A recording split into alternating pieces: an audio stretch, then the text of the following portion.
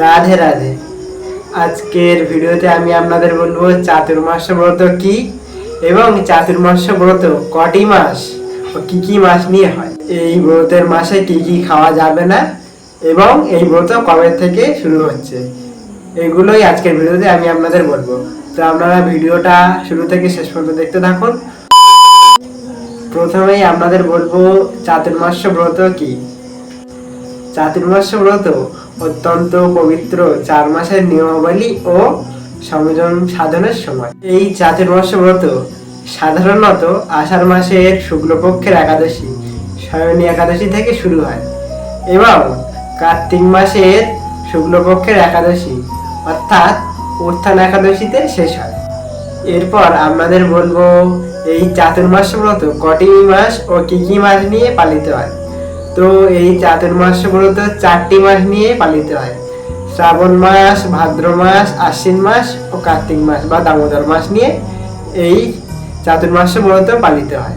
এবার আপনাদের বলবো এই 4 মাসে আমাদের কি কি খাওয়া যাবে না। প্রথমে শ্রাবণ মাসে আমাদের শাক খাওয়া যাবে না, এরপর ভাদ্র মাসে আমাদের দই খাওয়া যাবে না, তারপর আশ্বিন মাসে আমাদের দুধ খাওয়া যাবে না এবং কার্তিক মাস বা দামোদর মাসে আমাদের মাস কড়াই খাওয়া যাবে না এবং কোনো আমিষ দ্রব্য খাওয়া যাবে না। এবার আমি আপনাদের বলবো এই চাতুর্মাস্য ব্রত কবে থেকে শুরু। এই চাতুর্মাস্য ব্রত একাদশী থেকে শুরু হয়, অনেকে পূর্ণিমা থেকেও শুরু করে। তো এবার আমি আপনাদের প্রথমে বলবো যারা একাদশী থেকে শুরু করবেন তাদের জন্য 25শে জুলাই 2026 সায়ন একাদশী থেকে 21শে নভেম্বর 2026 উত্থান একাদশী পর্যন্ত এই ব্রত পালিত হবে এবং যারা পূর্ণিমায় এই ব্রত পালন করবেন তারা 29শে জুলাই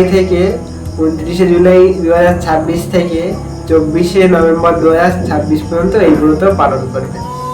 তো আজকের ভিডিওটা কেমন লাগলো কমেন্ট করবেন, ভিডিওটা ভালো লাগলে লাইক করবেন, সাবস্ক্রাইব করবেন। রাধে রাধে।